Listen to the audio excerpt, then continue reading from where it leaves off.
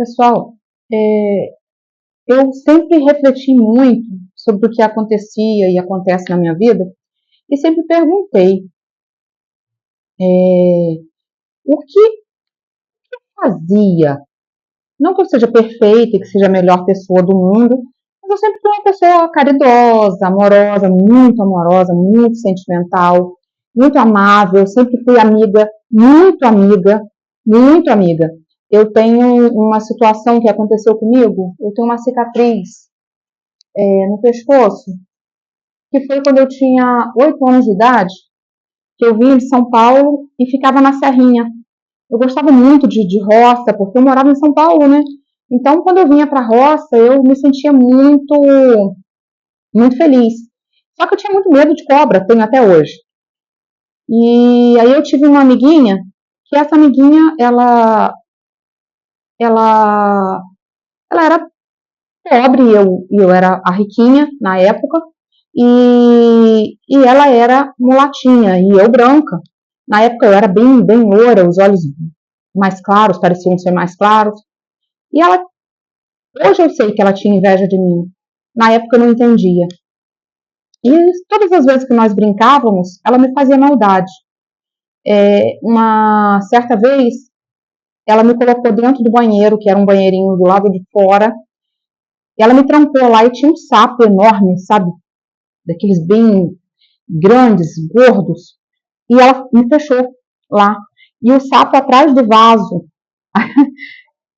É uma situação que hoje eu dou risada, mas na época eu quase que morri. E ela me deixou lá dentro, sozinha. E eu chorei muito, eu tinha 8 anos de idade. E ela vivia fazendo maldades comigo. Aquela menina, ela novinha, desde nova, com 8 anos também, ela regulava a idade comigo, mas ela já era uma menina invejosa, já era uma menina problemática, uma menina má. E eu não, eu tinha ela como uma amiga, eu vinha, eu ficava doida, pedia à minha mãe, quando que nós vamos à Serrinha? Eu ficava doida para vir a Campos, para ir à Serrinha, para poder brincar com ela. E nós vínhamos 2 vezes no ano, mais ou menos. Essa cicatriz que eu tenho, que é um corte, foi na cerca de arame farpado, que ela me jogou na cerca de arame farpado. Na verdade, ela chegou bem perto já era 18 horas, assim, já estava escurecendo, estava bem escuro, e ela foi me puxando para esse lugar, vamos lá brincar de pique. Quando chegou lá, ela gritou, em cima da cerca. E eu não sabia que tinha aquela cerca ali, né, porque eu não morava ali. E aí ela falou assim, olha a cobra aí. Quando eu corri, entrou a cerca, eu fiquei grudada na cerca de arame farpado, quase que eu morri. Fui perto, poderia ter sido na minha carótida, né, poderia ter morrido. Ou ter dado alguma complicação muito grande. Então aquela menina, ela me invejava. E eu não sabia disso. Hoje eu entendo, hoje eu sei. Então minhas amizades sempre foram para abusar da minha boa vontade, porque eu sempre gostei de presentear, sempre gostei de dar. Isso tem a ver com tudo que eu passei na minha vida, né? Isso é uma outra história. Então, eu sempre fui muito amável, sempre quis conquistar as pessoas, sempre quis ter alguém ao meu lado, sempre tive essa necessidade. Então, as minhas amizades, elas eram compradas, entre aspas, ou elas tinham inveja de mim, e eu nunca fui pessoa de muitas amizades, até porque também eu sou uma pessoa muito sincera. Eu não acredito que a pessoa que tem muitos amigos, ela consiga ser tão amiga de tantas pessoas assim. Eu acho que eu só tenho uma amiga hoje, mas eu acho que eu teria no máximo 3 amigas. Não estou falando de amizade, colegagem, pessoas que a gente se relaciona. Estou falando de amizades, pessoas profundas, para estarem perto de mim. Com profundidade na minha vida e intimidade. Saber tudo o que eu penso, o que eu falo. Então, eu sempre tive a necessidade de fazer amizades. Eu creio, todo ser humano tem. Só que eu sempre fui muito carente e muito sentimental. E aí, eu sempre tentei chegar perto das pessoas, ou era assim, ou elas me exploravam, ou elas me invejavam, ou elas se afastavam. Eu falava assim, gente, por que uma pessoa não quer ter uma amizade comigo? Eu, né, humanamente falando, eu sempre me autodenominei uma pessoa boa. Eu sou uma pessoa legal. Eu sou uma pessoa sincera, sou uma pessoa amiga. Se uma pessoa me conta um segredo, fica entre a gente. Eu não saio espalhando. Então, eu me perguntava por que as pessoas se afastam de mim. E aí, hoje, com 50 anos, eu fui descobrir que isso é um espírito de rejeição. É uma coisa que vem do meu passado. Isso veio desde o meu nascimento e desde tudo montado isso. Então, eu sempre fui rejeitada. E aí eu conheci uma pessoa, fazia de tudo. Já no começo, já eu gosto de presentear as pessoas, eu gosto de estar perto. E sempre as pessoas fugindo de mim, por quê? Por quê? E até hoje, né? Só que hoje eu controlo bem isso. Se a pessoa não quer amizade comigo, eu não choro, eu não sofro, eu, eu, eu não absorvo mais isso, graças a Deus. É, eu tive que fazer terapia, tá? E terapia não é pra gente doente mental, não, gente. Não é pra gente louco, nada disso, não. Terapia, psicanálise, é uma coisa muito interessante. Psicologia, essas áreas, elas nos ajudam muito, porque nós somos corpo, alma e espírito. Você é uma pessoa de Deus, você é cheia do Espírito Santo, mas você tem tuas emoções, você tem tua alma, você tem teu espírito, que é alimentado pela palavra de Deus, e você tem tua alma, que ela necessita de outros cuidados, de ser amada, de receber, de ter amizades, isso. Você sente a falta. E aí hoje eu descobri, hoje já com 50 anos, hoje que eu falo não hoje nesse dia, mas há 6 meses atrás, 8 meses atrás, por aí, eu descobri por que isso acontece. E hoje acontece e eu entendo e aceito. E vida que segue. Ninguém é obrigado a. Eu perguntava muito, eu chorava, mas poxa, eu fiz amizade com aquela pessoa, eu me doei, eu dei presentes. Hoje eu entendo que tem que ser recíproco.